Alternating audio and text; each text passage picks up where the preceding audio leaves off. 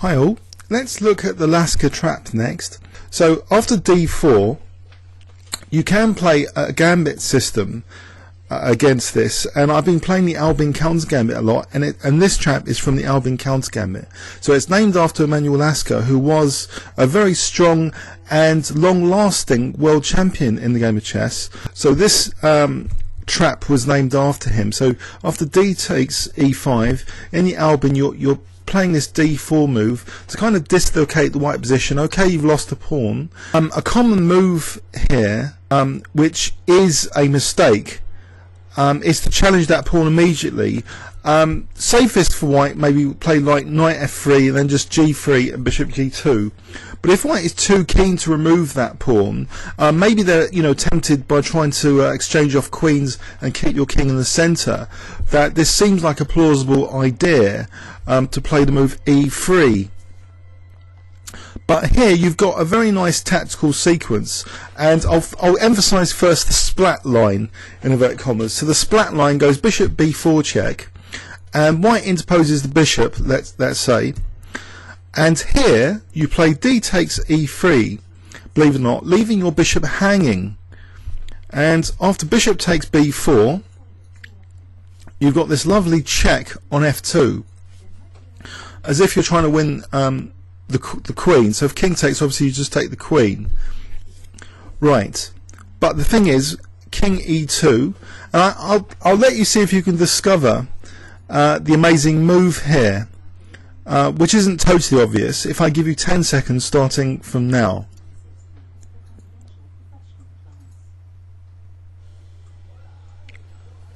Okay, I hope you found it. It's actually a curious under promotion. Very rarely do traps have under promotions, and it's a beautiful example because it really is effective to play this under promotion to a knight with check. So if rook takes g1, then you have a lovely skewer with bishop g4 check, winning that queen. So that's terrible. And let's see, if king f2 you just take the queen. So if king e1, you throw in a check on h4 and say king d2, and it's a horrendous position now for white. And possibly the most effective plan for black is to rapidly mobilize the queenside to try and castle queenside with the king really exposed. So knight c6 gains a tempo on that bishop. So say white challenges the queen now with queen e1, not minding about losing the bishop at the end of it. You can throw in queen d4 check and now take this bishop. Okay, the queen from e1 was also protecting now b4, but this is still a really crushing position for black. Queen f2, for example. So you're still maintaining the idea that if you can get in bishop f5 and castles queenside, it will be all over. Check. I mean, it's all over now. It's really crushing. Bishop d3, say, bishop g4, knight c3, and say black castles queenside. It's completely lost for white here.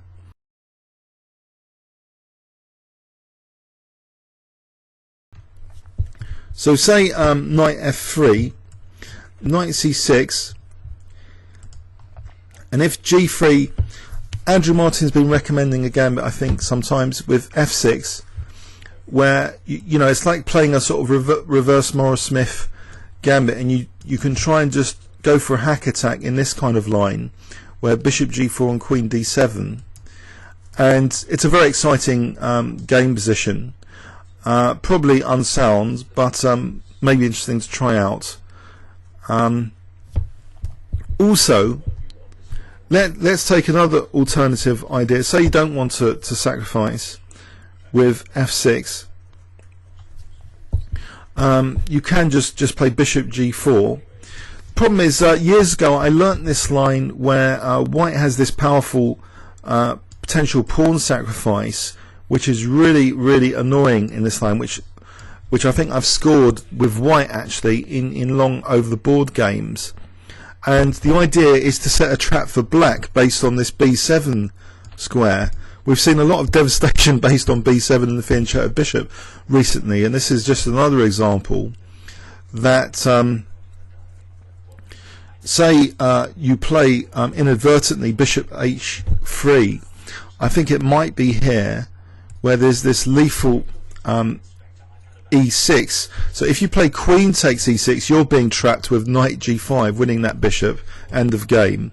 And if you play bishop takes e6, then knight e5, and you're getting crunched, because if you take, then you're getting mated on b7. So it's not all glamorous playing this system. Sorry about that. Let's go back to that position. So you're casting queenside. This queen b3 sets this e6 trap. So you might not have been aware of this. That if you're going to play this routine, just trying to get rid of white's Finch-out bishop, remember about e6 and knight e5. This is an old trap, which is pretty devastating actually. So if f takes, then bishop takes h3. You just lost the bishop. And if bishop takes e6, then knight e5. So when you castle queenside, your king is more vulnerable anyway. There's more squares to protect, so it's always a bit controversial castling queenside. And this is one of the problems, which is why actually I did kind of like even more unusual treatments of this opening with moves like c5 before knight c6, or this gambit f6. And also with the gambit with f6 in blitz, at least I found some success just playing like bishop e7 and castling kingside, just trying to get pressure on the f file. That sometimes works, but of course blitz is full of the importance of the initiative, and pressure is emphasized, because if one mistake, or people spend too long trying to find an accurate defense, then they're going to lose on time. So the Albin counter gambit is not bad. It was actually being used in correspondence chess as well by some famous players. So it's an interesting gambit, especially if white doesn't know the theory, and especially if white doesn't play the fianchetto line with g3 and bishop g2. So the Lasker trap, I think I might have not been completely aware of the trap myself. So when people have been playing e3, I haven't been thinking of the bishop b4 line. Now here actually we're playing e3 there, but there's also knight f3 and e3, which is similarly probably not that good, but e3 here, then there's bishop b4 check. Actually, let's have a look at that. Knight f3, knight c6. Can white play e3 here? Well, you might be able to throw in this check, but here the bishop's now protected by your knight, so you can just take here, and there's a big difference actually in the position now. This completely favours you, because you could just take on f2, then just take the queen, and then take the bishop, crushing. So the bishop b4 check is still kind of lethal in this line. And if knight d2, then this looks bad positionally. D takes, slicing up those pawns, and here it looks as though black can just get a very nice game with, say, bishop g4, and then maybe queen e7, putting pressure on e5, then try and castle queenside. That looks good. But the critical splat line, as I say, is not knight f3, it's this e3 immediately. So you just play this bishop b4 check with the intention of leaving that bishop en prie, completely en prie, after d takes e3. So it's a lovely example actually of a pawn under promotion with check. So f takes g1, knight check. Is there any key lines we've missed here? Let's see. Yes, there's a check line which occurred where white throws in the check. So say here, queen a4 check. Okay, what would you do here? Well, you're still sacking that bishop, because now you have a powerful move, queen h4.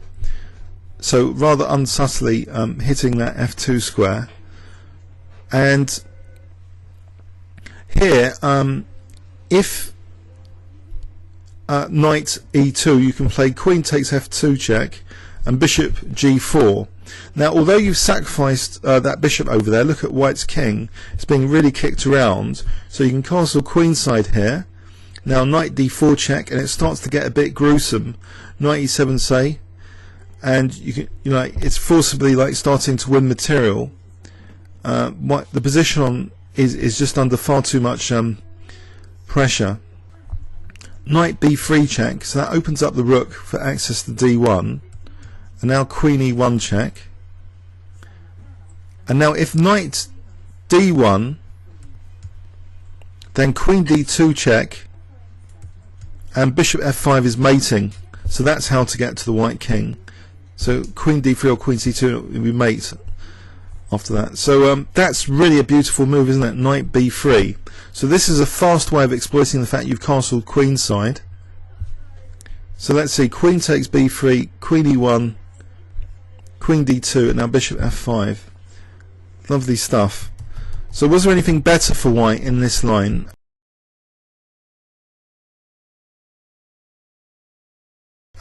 If we go back, so queen h4, what about g3, you might ask? Okay, I know we're getting into a maze of variations now, but e takes, and now queen d4 check. Okay, so say king here, then you've got queen takes b2 check. The king getting kicked around ends up losing material on all parts of the board, so even on a1. So that's an advantage.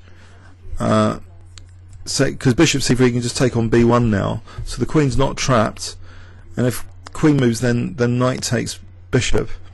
And if queen b3, you can still play knight takes. And here, maybe you can even just take on e5. That's probably simplest. So, getting into a bit of a maze there after this attempt at kind of fighting back with this queen a4 check. So if queen a4 check, you have to bear in mind that you're sacking that bishop for this queen h4, because after g3 you've got e takes f2 check, and queen d4 and takes b2. So knight e2, and you start to unleash these resources on the queen side in this line. So check, bishop g4, castles queen side, knight d4 using that pin, so the king's getting kicked back. Now knight e7, and it's difficult for white to do anything here. Say a3 as another example instead of bishop e7, then still bishop f5, and there's an immediate threat now of bishop c2 and then queen e1, so it's fairly hopeless. So here, say bishop c2 in this position as well, and white's losing the queen. So anyway, we've got into a bit of a complex tree there of variations. Let's go back and just review the splat line for the third time, the simplest line where there's no knight f3, there's an immediate e3. So you play the check, you leave your bishop and pre because of this under promotion. Beautiful idea. And if white wants to try and avoid losing the queen and plays king e1, you play the check, and then you just play knight c6, trying to get your queen side out, queen side pieces out, and then this position is really kind of crushing, where you're going to just castle queen side. Okay, comments or questions on YouTube? Thanks very much.